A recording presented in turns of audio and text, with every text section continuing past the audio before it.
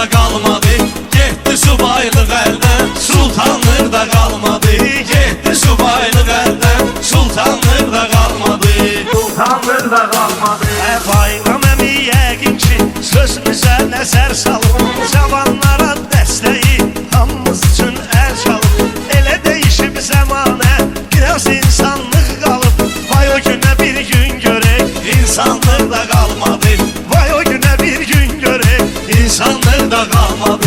Getdi subaylıq əldən, Sultanlıq da qalmadı.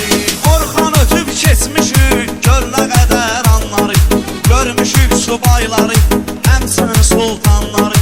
Pul elə köpoğlu şeydi, aldatdı insanları. Çox su itirdi özünü, oğlanlıq da qalmadı.